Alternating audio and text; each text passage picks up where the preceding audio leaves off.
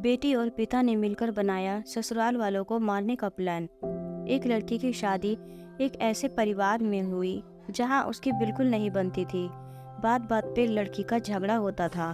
एक दिन लड़की अपने मायके चली गई और अपने पिता जो एक डॉक्टर था उसे कहा कि पिताजी मुझे कोई ऐसी दवा दो जिसे खाते ही मेरे ससुराल वाले ख़त्म हो जाए। पिता थोड़ा समझदार था। उसने बेटी से कहा कि अगर तुमने एक बार में सबको मार दिया तो तुम फंस जाओगी और मैं भी फंस जाऊंगा। मैं तुम्हें एक दवाई देता हूँ, उसे तुम थोड़ा थोड़ा खाने में मिला के खिला देना। सब बीमार होकर 6 महीने में मर जाएंगे, पर तुम्हें एक काम करना होगा। सबसे एकदम घुल मिल जाओ, किसी से भी अपनी तरफ से लड़ाई मत करना, मीठी वाणी में बात करना, तो किसी को कोई शक नहीं होगा। बेटी मान गई और दवाई लेके चली गई। उसने अपने स्वभाव में पूरी तरह परिवर्तन कर लिया और रोज खाने में दवाई मिलाकर देने लगी। स्वभाव में बदलाव के कारण सब उसे प्यार करने लगे और धीरे धीरे बहू की उसके सास से भी बहुत गहरी मित्रता हो गई।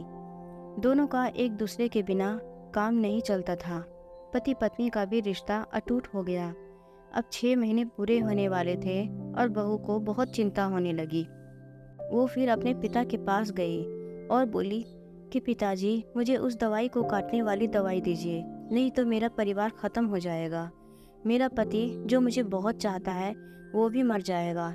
पिता हंसते हुए बोला, बेटा तू चिंता मत कर, मैंने कोई दवाई दी ही नहीं थी, वो तो मीठी गोली थी। मैंने बस तुम्हें सुधारने के लिए ये चाल चली। पहले तुम अपने स्वभाव के सुधार नहीं कर रही थी, जिस वजह से तुम्हारी किसी से बनती नहीं थी। मगर जब तुमने अपना ससुराल में लगाव बढ़ाया, उसे अपना समझा और अपने स्वभाव में बदलाव किया, तो देखो आज तुम खुद उनको बचाने के लिए परेशान हो।